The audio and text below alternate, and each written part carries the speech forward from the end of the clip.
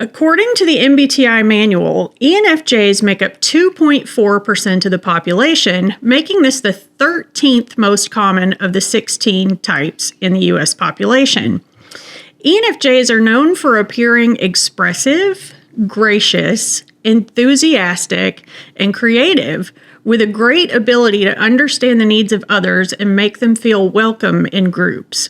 They prize variety, energy, fresh ideas, and interaction, and couple these with their often natural inclination for organization to move groups towards fun and growth-inducing experiences. ENFJs have an excited energy that is often persuasive to those around them in a friendly fashion. In addition to this, ENFJs enjoy taking on new and interesting challenges. ENFJs prize authenticity and they enjoy deep and genuine friendships. As family members and friends, ENFJs often add a sense of drama, fun, and humor to relationships, and they are typically very devoted and attuned to the needs of others.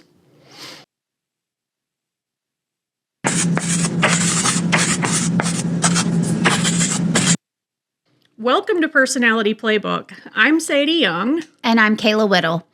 And if you haven't noticed, today we're talking about ENFJs. And funny enough, is it funny? I don't know if it's funny or not. It's starting to get less funny.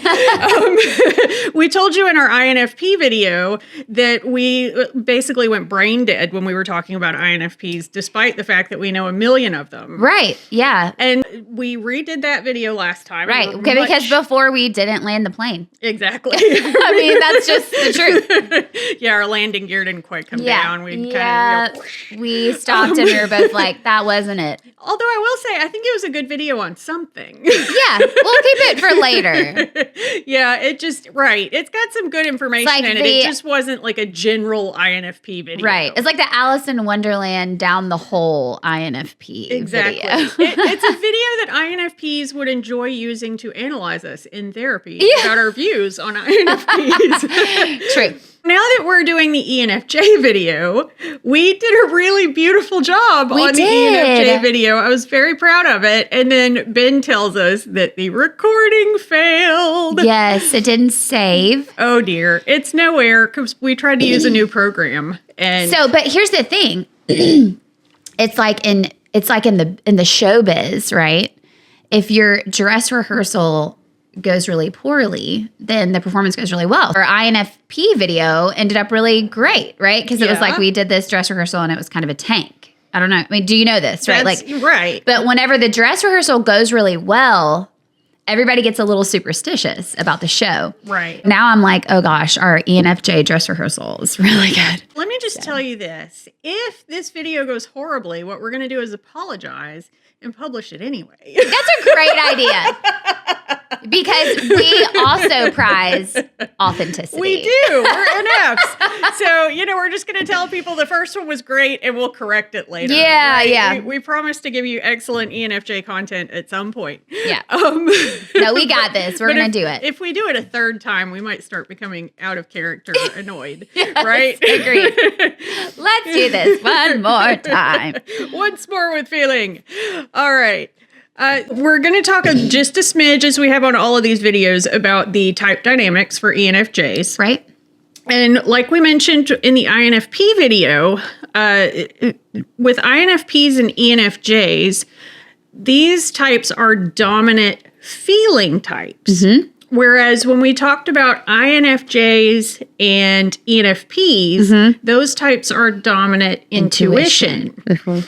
In other words, we have the decision-making preference running the show here instead of the perceiving preference. Right. That makes for the person in charge is the decisive one here. And, the one that, the getting things done. Now, whether or not you see that on the outside of the person is a little different situation. Mm-hmm. In this case, and once again, if this doesn't make sense to you, I promise very soon we're going to explain it in the type dynamics videos. ENFJs have dominant extroverted feeling. Right. And that means that basically the principal is feeling, and he works on the outside in the outside world of the extroverted person. What you see is going to be that decisiveness. Right.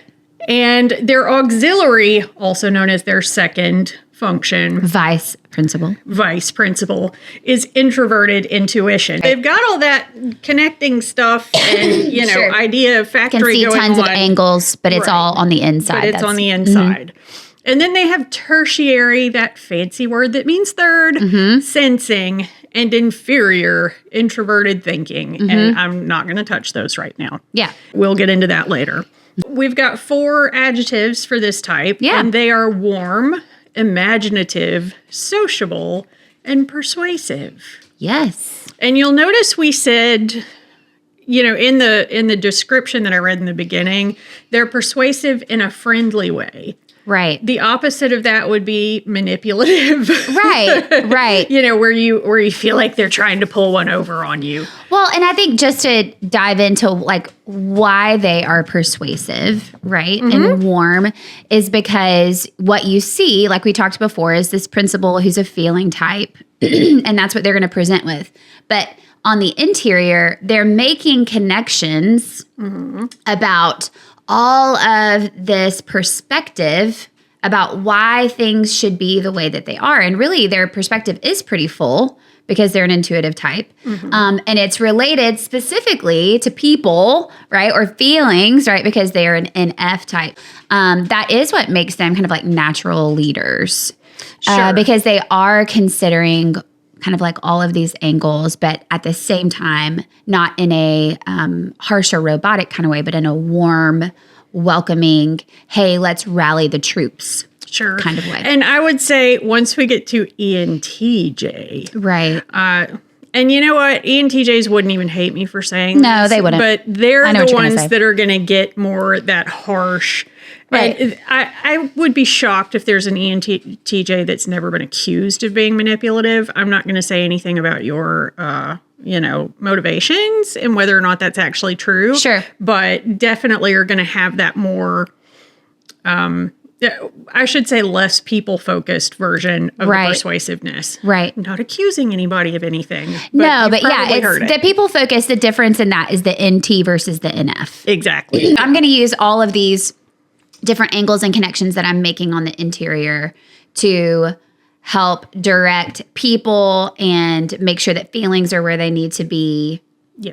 In a leadership role, but really just in a role as an ENFJ anywhere. Sure. Yeah. Well, and I think it's hard to remember now, but I think in our first video, I mentioned that when I was initially in the certification class for Myers-Briggs, there was one person in the class who could not decide if she was an ENFJ or an ENTJ. And I kept saying, if there were an ENTJ here for you to see a difference, you would understand it's that pretty you are stark. not one. It's pretty stark, even though it's one preference different. But it's your dominant preference, so it matters a lot. Right.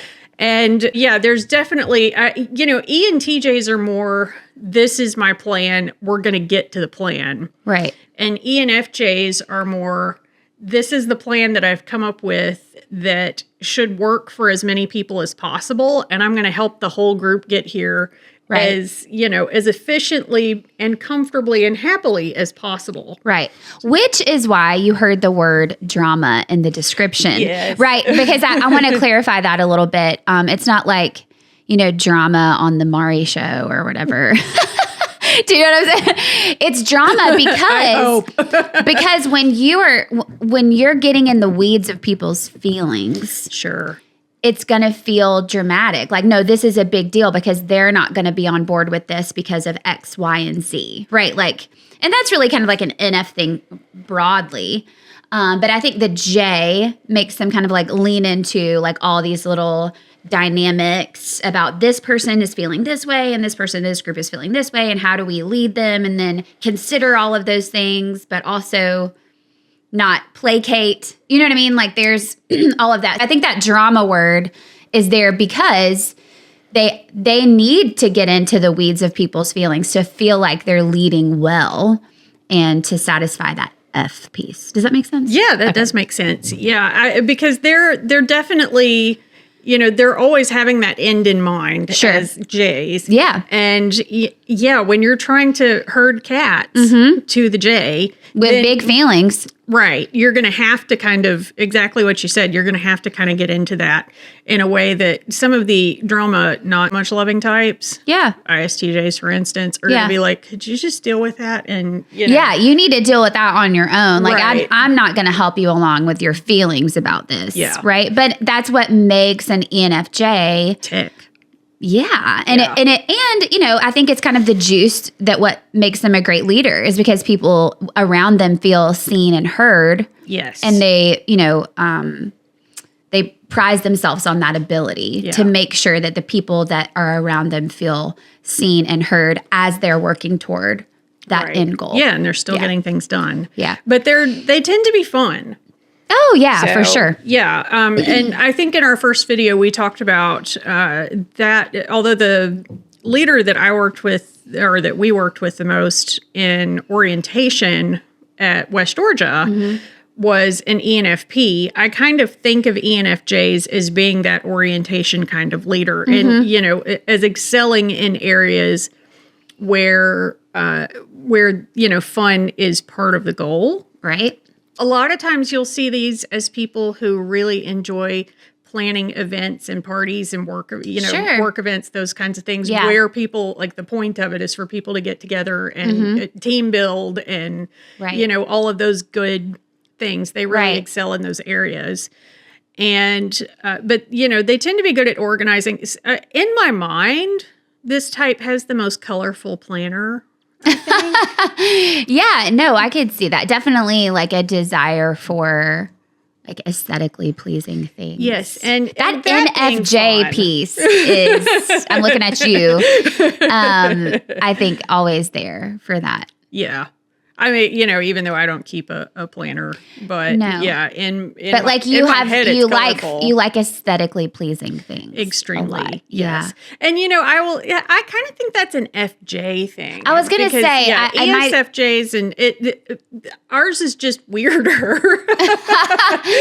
Yeah, no, but the desire for things to look a certain way, that doesn't resonate with me. Yeah. For me, it's more about the creative process because you have a good sense of that. I like for things to look nice. I don't like clutter because it makes my brain feel cluttered. Gotcha. But like if you like some people really love like when they like open their pantry or underneath their sink or their linen closet. Yeah. And it looks beautiful. Yeah. To me, that's a very FJ thing. Yeah. That's not ever going to be. I'm like, victory, the towels are in the closet. Do you know what I mean? Like, that is like where I can take it. And it's really like, I don't even feel like, oh, I should really have like the home edit clear containers in my pantry. Do you know what I mean? Like, that's not. Oh, yeah. The thing for me. But I don't know. I don't know what that is specifically. But there is this, like, it's resonating with me with the, like, the ENFJ thing that we're talking about is, like you said, they have pretty planners, or, like, the ENFJs that I know would really like to open their linen closet and be like, look how beautiful it is. Right. Like, everything's organized. And have it be included on the house tour, because that's the most fun part. 100%. 100%. Or I'm like, cool thing, all the clothes got folded and put in the drawer where they belong. Your clothes get folded? Are you sure the dryer's That's what I said. I'm really proud of it because it doesn't always happen. Oh. Well, necessity is the mother of invention. There's like 5 of us at the house. That's true. We can't keep, but Chad and I, before kids, the dryer was like, hey, just run the dryer again. Fluff those clothes, sister. Yeah. That's where I live. So, but I have been told, once again, we'll mention Lisa. Lisa always said, you're a messy J. Oh, yeah. I sadly am. Mm-hmm. So, ENFJs. And if you're an ENFJ and you're messy, that's okay. We have a heart for you, I think. Yeah. That's a nice thing. Mm-hmm. These, I feel like we've covered a lot of our list without even meaning to. Social planners. Driven while being caring. I think that's interesting too, because I think sometimes you just have the like caring, kind, Care Bear leaders that are sweet, but then have a hard time getting things done. Or you have the stark contrast of that, which is we got to get things done. It doesn't matter kind of if we trample over some people in the process. Sure. And I can really appreciate the ENFJ balance Yeah. for that, right? Like they are driven, they are going to get things done. They are going to consider people's feelings along the way. I would And definitely maybe say even that. get annoyed by people's feelings along the way. That's true. Yeah, because they You know, still, I mean, in the we're end- talking about like there's lots of great positive things, but I think it's important, you know, to point out. Well, and we've talked about our negative things, I think. Yeah, we did for sure. Yeah, I think with any EFJ, that's two types, ESFJ and ENFJ. I said that like there were 12 of them. If that is an unhealthy person, or if it's somebody who's unusually stressed, then the tendency with this type is going to be to go to attention seeking. Yeah. And Like sound the alarms. I'm not okay. Yeah. Yeah. And you see that a lot of times in types that have been in a bad place for a really long time. Sure. That attention sure. seeking can kind of, sink in. The stress of a group and they are trying to consider all the feelings. And that at some point is impossible. Yes. And the stress of that is like, I can't do this in a way that's not going to trample somebody. There's that stress. But then the other stress is that, and I think I mentioned this in the last video, which is why I wanted to circle back to it. Because of the NFJ, they really have considered a lot of different like outcomes and possibilities related to the end goal. Yeah. And then when someone comes to them with suggestions, an ENFJ, an INFJ might have a little more like patience to hear, to sit back and be quiet and listen. Where an ENFJ might be like, already thought of that, not going to work. Yeah. Sure. And not trying to be harsh, but just like, I'm stressed. I have considered way more than you could ever imagine. Right. Well, and it's funny to me because to me, I see INFJ, we probably took more time to think about it without collaborating with anybody. Right. We're like 90% before we collaborate. Sure, yeah. The ENFJ may have collaborated with somebody. Right. But way. they've collaborated with a smaller group of trusted people. Yeah. And then when they bring it to, it's ready to go. Yeah. You know what I mean? And that persuasive thing is like, no. I have sold this to you. I have told you all the reasons why. Right. Step in, because the stress is like, hey, at some point we got to move forward because that driving force is that J that says we have an end game that we've got to get to. Yeah. And I would say that, at that point, there's a little bit of an attack mode that can happen and some irritation because you're hitting those feelings. Yeah. One thing I think we talked about a little bit with INFP that we have to talk about here too is that while thinking is based on logic and logic is logic is logic. Right. And if we can please remember that. Yeah. That seems to be less true than it used to be, but math is supposed to keep mathin', okay? Yes, there should be a black and white. Yes. That is logic. Right. Now, intuitive types and feeling types tend to they live more in gray. Yeah. Both of those types do, but we would like to believe that some things are black and white. Right. There's consistency. There's consistency in a thinking type. Whereas with feeling types, since they're making decisions based on their own personal set of values, right, that could be anything. Your value could be, say it. Your value could be, what was I going to say? I'm not doing my thing. Unicorns and rainbows? Yes, thank you. Yeah, your values could be nice and kind and friendly. Right. Or they could be dragons. Yeah. And I may have said that because I want to put a dragon in the video. I always like Kayla to say unicorns and rainbows so I can put them in the video. Because I try to go back to that, and I use unicorns and rainbows a lot because I think we have a tendency when we're talking about feeling types to talk about the warm, fuzzy feelings. Right. Which absolutely are there, but most people. Right. But the human experience is a whole broad array of emotions and feelings. And if I'm a feeling type, yes, sometimes you're going to see me as warm and friendly, but sometimes you're going to see me as completely ticked off. Yeah.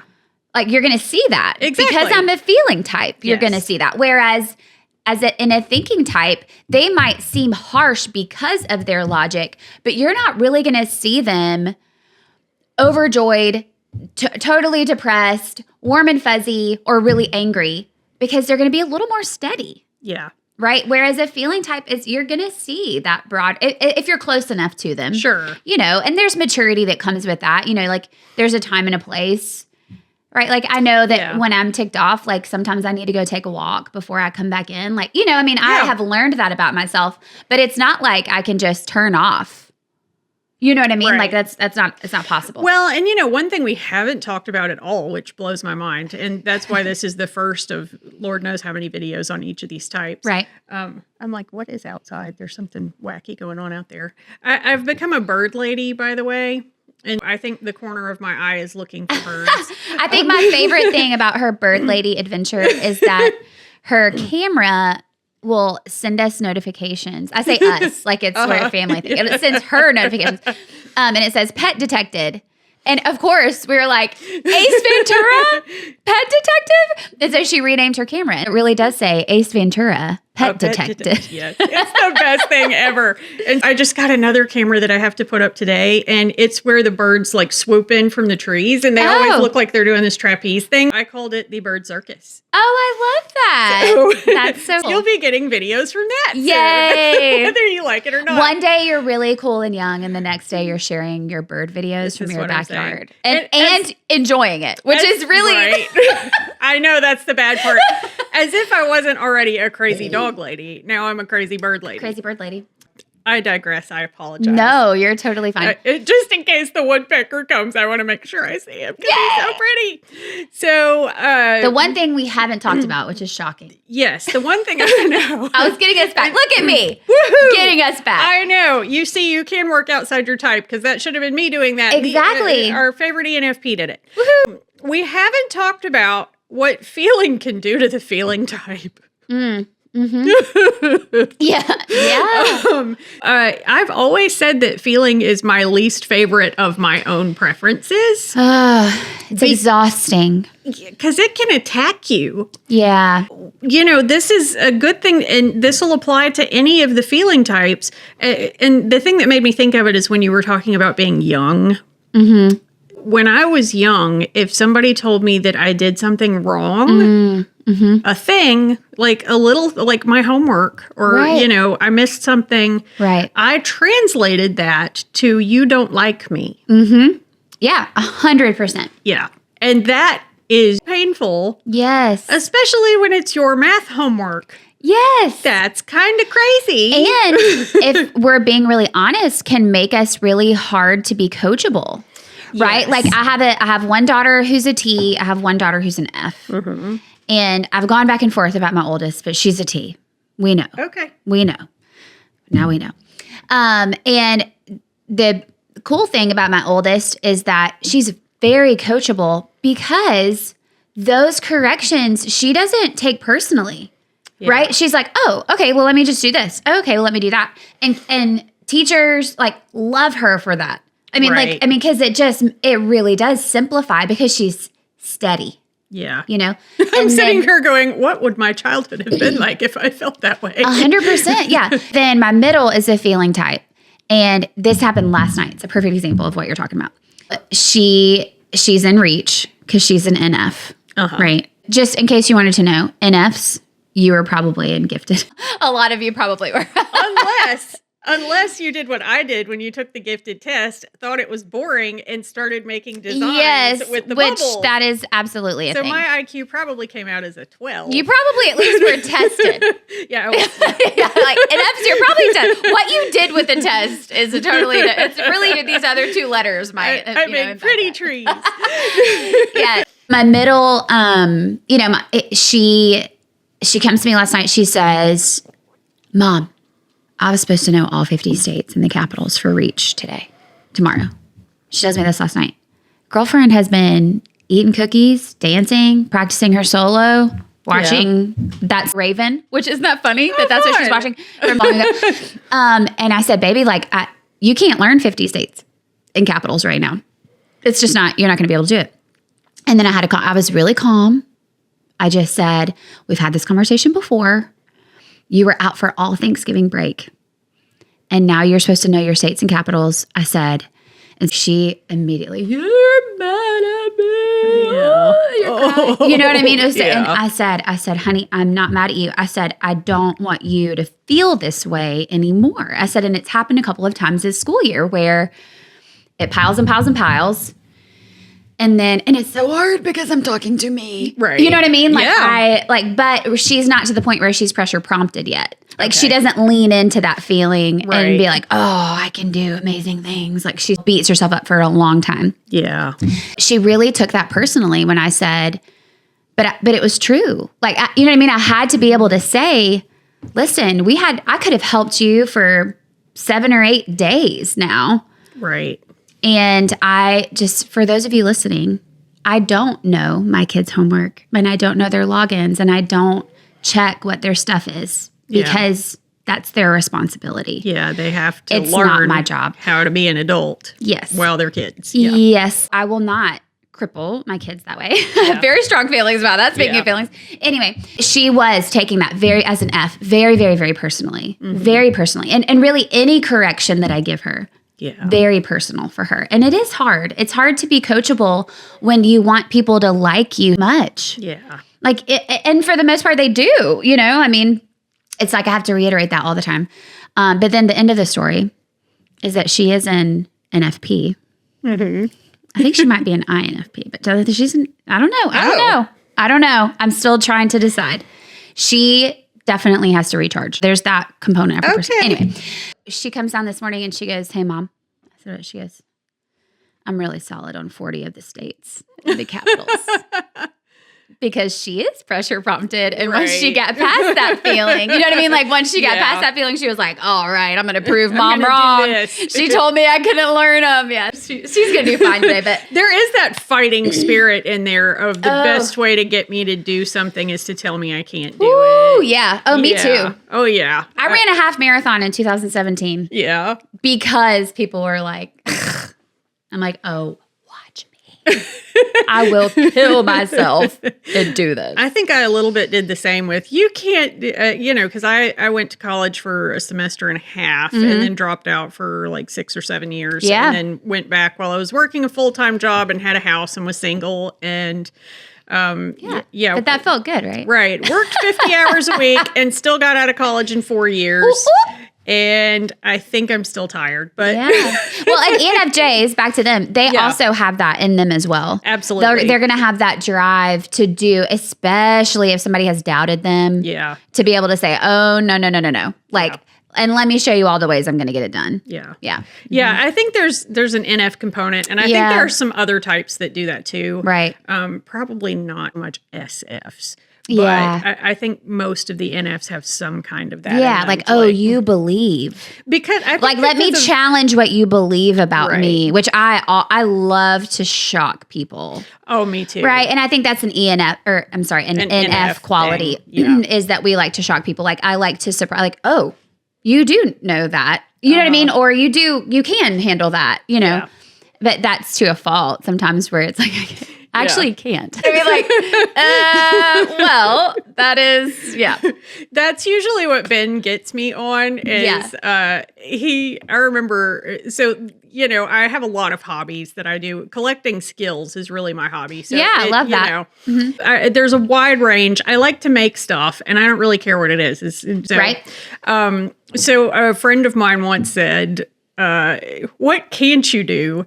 And Ben said laundry. And that's why I love him. That is so funny. Because, that was true. Yeah. And he's. Yeah, ENFJs would also have that personality where they're going to seem like they can do lots of things really well. Yeah. And I think maybe ENFPs to a certain extent. I think we have a little more of like loose ends that people are aware of. Yeah. Well, we always talk about breadth with extroverts. Right. So, with ENFPs, that probably does leave some loose ends. With the Js, there's probably some fewer loose ends, but still broad more than deep. Yeah. Yeah. Just like a... knowing a lot about a lot of things. Yeah. Knowing a lot about a lot of things. Yeah. My mother-in-law asked me the other day, she was like, because she asked me something, Rin. What did she ask me? It was about plantar fasciitis. Oh. Right. And she was saying, I think that's what it is. And I was asking her like where the pain was and like, flex your foot, like, whatever. And she's like, how do you know that? And I was like, well, my mom dealt with it and I researched it and it's there, Yeah. But Chad, my ISTJ husband, loves to point out like Kayla she can't do plants. And I also don't do the sports balls. And he reminds me often that I don't do the sports balls. I'm happy you said sports balls. Oh, yeah? Because I spent much time making them. She knew I was going to say it at some point. I know. Well, it's become a thing. So, now we're going to have unicorns and rainbows and sports balls. All the sports balls. They're going to fall. I don't do any sports balls. No sports balls. I'm not balls. Coordinated. I don't understand it. And I don't care. And I play fantasy football. Do you really? And I don't watch football. But I am in second place right now. Do you do it like based on their names or like how cute they are? Well, 1 year I drafted a guy named Jake Butt because he was a tight end, and I thought it was funny that his name was Jake Butt. Jake Butt, the tight end. He sadly wasn't very good. But yeah, his end wasn't that tight. No, it wasn't. I do things a little bit strangely, but I'm in second place right now. Last year, I think last year I was in like negative 47th place. Oh gosh, but it's okay because I don't follow it. Sometimes it strikes. Yeah. You never know. I got to be right sometime, right? Yeah, absolutely. I really hope, even though I know we have gone off on some tangents, but I think they're relevant tangents to NFs in particular. I hope this has helped you guys 100% get a good base. I think we landed the plane. I think we did, you guys. Also, something always to remember when we're at the end of any of these type videos is that these are types, but your values, your interests, and your life experience are always going to impact. One ENFJ isn't always going to look like another, but they are going to have lots of things in common. Anytime you might be watching one of these type videos and you think, oh, that one thing feels off, that's okay. Yes. It's really kind of like getting you here. And then we like individual differences between a particular type absolutely exist. Absolutely. Yeah.